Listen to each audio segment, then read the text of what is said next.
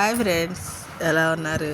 నేను బాగున్నా, మీరు బాగున్నారని నేను ఈరోజు మజ్జిగ పులుసు చేస్తున్నాను. చూడండి, శనగపిండి పునుగులు వేస్తాను.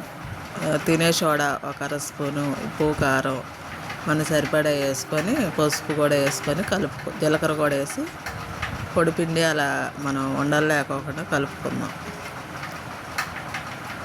అలా ఉండలు లేకుండా కలిపి ఇప్పుడు వాటర్ పోసి కలుపుకుందాం. ఉప్పు సరిపోయిందో లేదో చూసుకొని,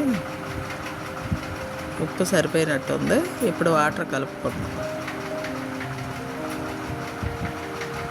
కొద్దిగా టైట్గానే కలుపుకోండి. లూజుగా చేస్తే మనకి పునుగు అనేది బాగా రాదు. టైట్గా పిండి కలుపుకొని పక్కన పెట్టుకోండి.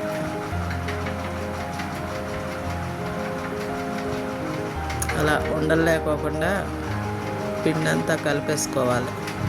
ఇప్పుడు పక్కన నేను పెరుగు ప్యాకెట్ తీసుకొని, పెద్ద పెరుగు ప్యాకెట్ తీసుకొని మజ్జిగ కలుపుతున్నాను. చూడండి, అందులో ఉప్పు కారం పసుపు వేసుకొని కొద్దిగా ఉప్పు కూడా వేసుకోవాలి.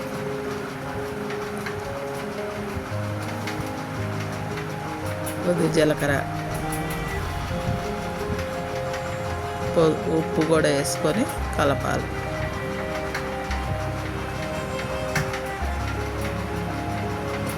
ఇలా చిక్కగా మజ్జిగలాగా చేసుకొని అలా ఉంచుకొని, ఇప్పుడు ఒక ఉల్లిపాయ 4 పచ్చిమిరకాయలు కోసుకొని అందులో వేసుకున్నాం. ఉల్లిపాయ ఒక్కటి చాలు.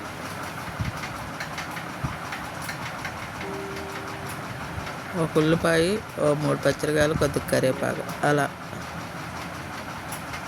కోసేసి అందులో వేసేసుకొని తాలింపు పెట్టుకోవటమే. ఉప్పు కారం సరిపడా చూసుకొని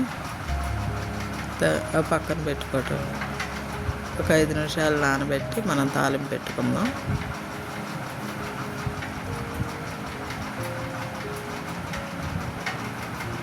ఇప్పుడు కళాయి పెట్టుకొని దాంట్లో కొద్దిగా నూనె పోసుకొని, మనం పునుగులకి కలుపుకున్న శనగపిండి ఉంది కదా, అది కరివేపాకు, ఉల్లిపాయ, పచ్చిమిరకాయలు దాంట్లో కూడా వేసుకొని, చిన్న ఉల్లిపాయ చాలు, దాంట్లో 2 పచ్చిమిరకాయలు వేసుకొని కలుపుకొని ఇప్పుడు పునుగులు వేస్తాను. చూడండి, రౌండ్ షేప్లో పునుగులు వేసుకొని అలా రౌండ్ షేప్ వచ్చేటట్టు పునుగు వేసుకోవాలి. వెరైటీగా వండుతున్నా. చూడండి ఫ్రెండ్స్, ఎలా వండుతున్నానో మీరు కామెంట్ రూపంలో నాకు తెలియజేయాలి. ఈ విజక్క వంటలు వెరైటీగా ఉంటాయి, అందరిలాగా కాదు. నేను వేరే రకంగా వండుతున్నాను. చూడండి, ఇలాగా పునుగులన్నీ బాగా వేసుకొని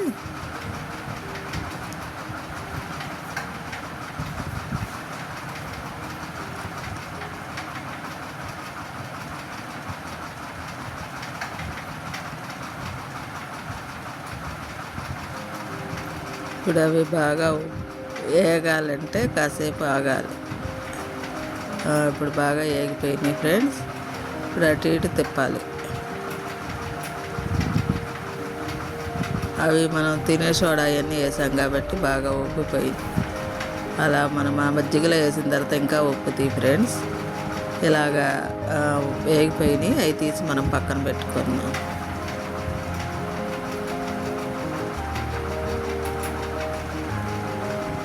ఇలా పునుగుల్లాగా వేసుకుంటే మజ్జిగ పులుసులో బాగుంటుంది.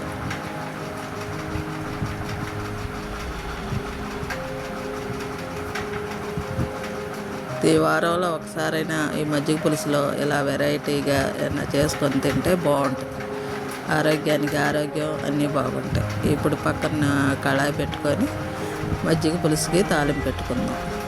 ఆ మజ్జిగ పులుసులో కొద్దిగా నూనె పోసి, కొద్దిగా పోయిండు, 1 స్పూనున్నర ఎక్కువ. ఎందుకంటే మజ్జిగ పులుసులో కొద్దిగా ఆయిల్ ఉంటుంది కాబట్టి మనం కొద్దిగా పోసుకొని 2 ఎల్లుల్లిపాయల చేత కొట్టుకొని 2 ఎండుమిరగాయలు వేసుకుందాం. ఇప్పుడు తాలింపులు ఆవాలు, సాయిపప్పు, జీలకర్ర వేసేసుకొని తాలింపు పెట్టుకుందాం.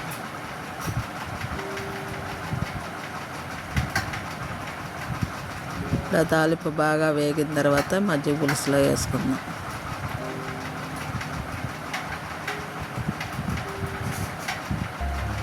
బాగా చిటపటలాడాలి. బాగా వేగిపోయిన తర్వాత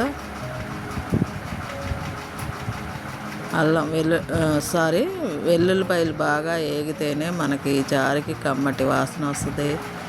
మనం తినేటప్పుడు కూడా ఆ స్మెల్కి తినగలుగుతాం.